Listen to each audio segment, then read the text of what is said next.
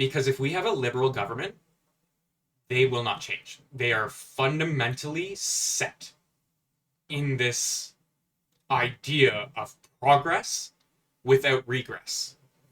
Like they refuse to fix what they broke and just want to add more on top, hoping it's going to fix the issue. We've got to look to our past and fix our issues before we can start making change in the future.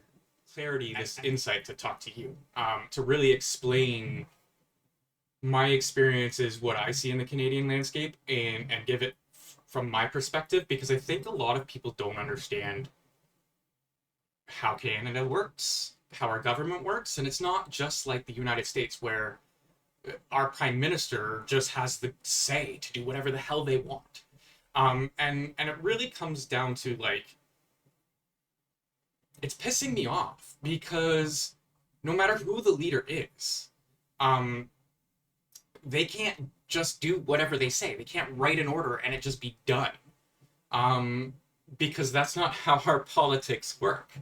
I want to kind of relay the message a little bit deeper. And kind of explain how hard it is to change things in Canada. So let's take trans rights as my example right here. Canada has a Charter of Rights and Freedoms, and in that it explicitly protects against discrimination based on sex. It implicitly protects gender identity, the expression through court ruling and an expression through court rulings. Even though it's not explicitly in there, our courts have always held up those protections for trans and non-binary individuals. And in order to even change just that part of our laws, we would have to have a constitutional amendment, which takes about 50% of our population to agree with something. Like, if we're having a hard time agreeing on anything right now, you really think 50% of people want to just eliminate that off the board? And on top of that, we have the Canadian Human Rights Act and Bill C-16, which, like, explicitly prohibits us from discriminating on the bounds of gender identity and gender expression. And to change those bills, it would face all of the opposition. So you're talking NDP, Green Party, and Liberals to get that through, to just change those, right? And on top of that, we have provincial human rights codes. Like, each province has their own standard. And majorly, when you challenge it, like, provinces still uphold the federal judgment. Like, they see it as the same thing. And we've even had independent courts and judicial reviews over this for years. Public opinion right now is very skewed because everything we know about our rights, like our trans rights and everything, comes from the United States. Like, it comes from where they don't have these rights. They all of these rulings and stuff are at their state levels. Like, they're not a federal law, and that's why they can do these things. So bottom line is, Canada can't allow for trans people to just go unheard and not do these things. So wrapping that back up, so again, the carbon tax, you can't just take a pen and it be done. You can in this regard, because he's attaching a regulation. Like, he took a regulation and put it to zero, essentially. But that doesn't fix anything. And even if he said, I'm going to go in there and mark it permanently at zero, it doesn't fix that Canada, that tax is hurting us. They need to talk to each other. They need to, like, share ideas and argue and get to the ideals that they want to pass on to Canada. And right now it's a lot of polarity around fucking who the leader is. Pierre, Mark Carney, Jagmeet, or I don't remember who the Green Party is, and I apologize for that because they don't get enough clarity. So backing up a step, their parties have to agree on what they're doing So there's people who understand, like, it doesn't just get done like that. It's not a sign. That this whole tax issue bullshit, that Mark Carney side, like, I get it. He's saying he's cutting the consumer tax side of the carbon tax, and that's great. Um, but he can't just set it in stone. It will still have to go and get passed by our cabinet to, like, go and change the law. It's not a bulletproof thing that's going to happen. Yeah, they're going to fight for it, but it's a battle. Like, it's still votes. Like, they still have to vote on it before it can be passed.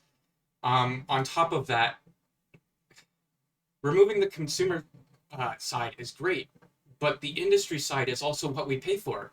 Like, if you think about it, our entire supply chain is from the product resources, right? Like, we get our resources, they get transferred to where they get manufactured, they get transported to where they're put together and assembled, then they get transported to where they're shipped out, and then from there they get transported to our homes or to our businesses and things like that. So every part of the way we get taxed, and that's built into our price. So even if we remove the consumer side of things, that's great.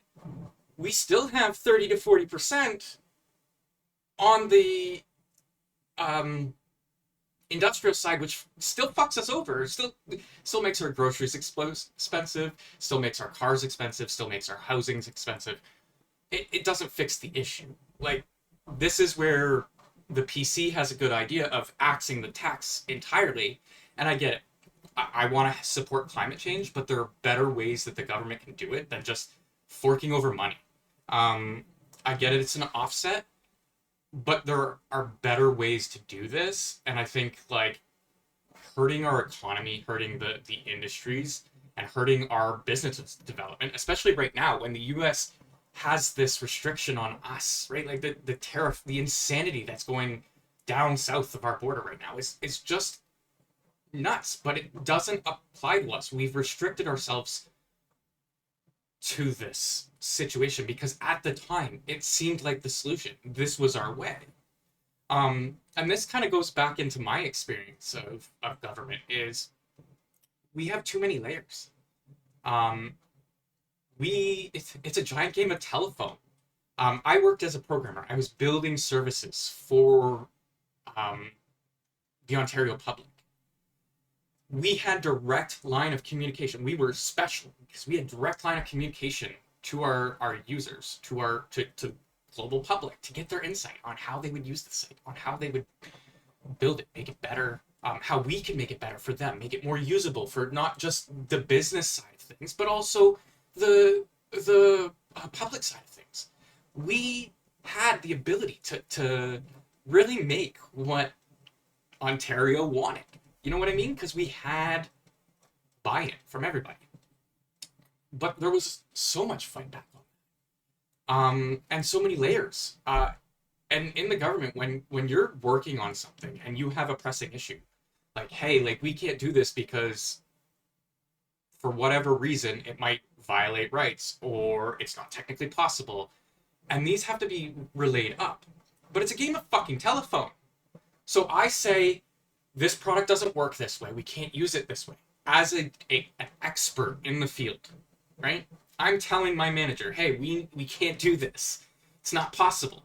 And then it runs up the line to my manager's manager, and then his manager's manager, and then it goes to the CIO, and then it goes to the director, and then it goes to the ADM, and then it goes to the person at the top. And all on that way, I'm at the bottom. My message, I don't know what's going on there. I don't know if it's been translated that way properly. But it comes down that, no, we have to do it this way. Okay, can you give me an explanation? No.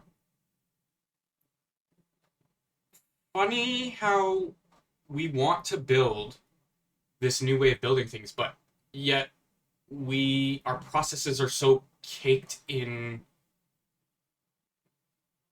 how it was built that we refuse to change. And sorry, I just want to sum this up. we have bloat in our governments. And I don't think the public understands what bloat means. I don't mean bloat in terms of we have too many people working. We do. But they're in wrong areas. Too many managers, too many people, too many people thinking they know better. They know that sorry, I'll refresh. If I'm a hardworking employee and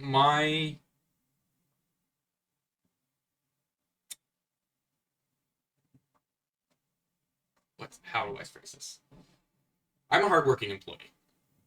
My reward for hard work is more hard work. More work. Not hard work, but more work from those who want to sit. And I'm not saying that everybody's like that. I got into the ministry, I got into the government thinking I could make change. I thought I could. I really wanted to. I wanted to make the change that all of our political leaders keep on saying and spouting. It's just not possible. Because we refuse to reflect on what we've built. And you've got to understand, our government's been built over the last 100 years. Right? We've never... The line I always got in the government is, it's always been done this way. How do we expect to change with AI? With emerging threats? Our partners just failing on us? And not being able to pivot on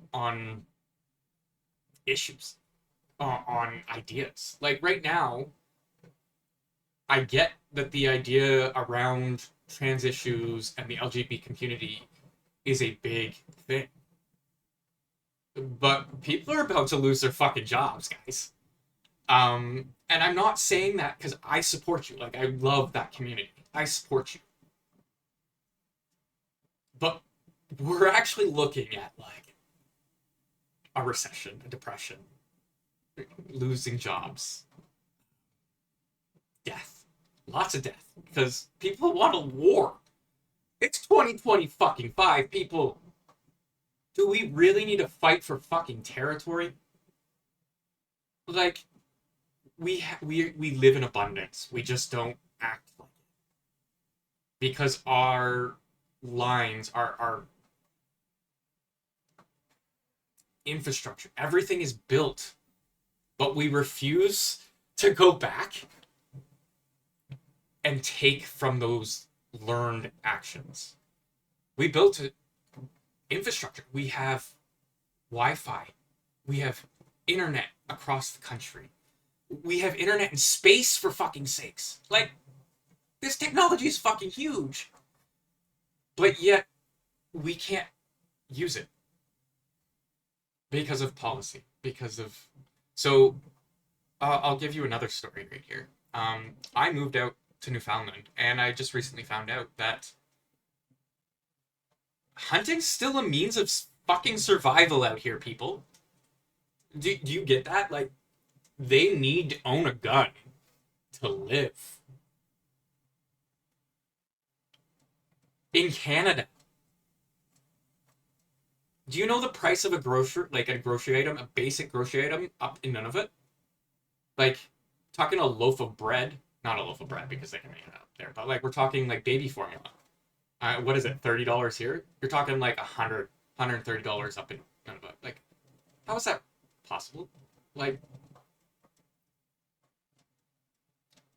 We are fighting over policies that we won't get to set because our leaders don't want to set them in the first place. They're using talking points. They're using things to drive the hate because the hate is what's giving them the power, people. The hate is driving their narrative. And I can guarantee you, as soon as any of them get into office, they're going to try to do what they say, and they're going to get kicked out. Those ideas are going to get thrown out the fucking window. Voted out. And they're not going to happen. And this is one of the reasons I stress that we cannot have a liberal government. And that, that's in my core. I hold My position on all of this is I'm a conservative NDP. Because the conservative want to come in there, gut the government. And I don't mean people. I mean contracts. Corporate fucking contracts. It all comes back to where the money fucking goes. So they're going to come in. They're going to look at the contracts. See how things are priced. See if they're reasonably priced. In free and fair markets. We want free and fair markets. We want competition. But we don't allow it because these companies need to be established. We don't look at the lowest bid. That's too low because it's too low. Not at the progress they're trying to do or the plans that they try to do, but just because the cost of it's too low. They don't have enough image. So that's how we look at our plans as we progress as a society. These consultants come in and say, we need to use this company, this company, and this company. We pay these consultants to say, hey, yeah, we need these companies. And when we pay them, why are we hiring consultants and not consulting ourselves? Like, why are we not doing the work ourselves? We tie ourselves to that. Our government is limited to the amount of seats we can, or amount of full-time people we can hire. So we have to hire contractors and consultants to do the majority of the work because they can't keep up with the amount of work done. Like, these are the core issues of our government. And they don't get talked about. They don't get seen. And a lot of people understand this deeply. Like, anybody, I can guarantee you, anybody who works in the government has seen this. I can give you an example right here. Here's a pen, right? Normal pen. I would pay, well, it's fancy pen, so let's go $20 for this pen. How much do you think this pen is in the government? $200. One pen. Now, I'll give the caveat, it is bought in bulk. So you're paying $2,000 maybe for 10-cent pens, like pack 10, that you can get at Staples. I can walk down the street and get the exact same fucking thing. But because the government has a contract with a company that says you can only buy from this company, we are forced to spend $2,000 when a government employee needs one fucking pen. How does that make sense? I'm not the only one who has experienced this. I want to make this highlight that we need to repeal and look at our systems and our policies to see if they're serving our country and stop slapping more on top. So that's why I agree with the Conservatives. We need to gut the government. Why do I agree with the NDP? Because they're compassionate. They understand that people are hurting. That people don't have the ability to do the things they want to do. And it's because of the government. And they inherently know this too. This is the funny part. The NDP knows that the government needs to change, but they see it needs to change from within. But somehow they group in with the liberals who just want to keep the same thing going. And this is why I'm very conservative and NDP. I want the compassion of Jagmeet Singh. And I want the understanding of Pierre Poilievre. We can work together. We can see a greater Canada. I just wish they would sit down and talk about it. As human beings, without cameras, have a discussion. Really build an understanding between the parties, because that's how our system was established. Our multi-party system is set up so that when somebody takes power, some party takes power, that they're accountable. But lately, we're not holding our parties to accountability. We're holding the people, like the individuals, to accountability.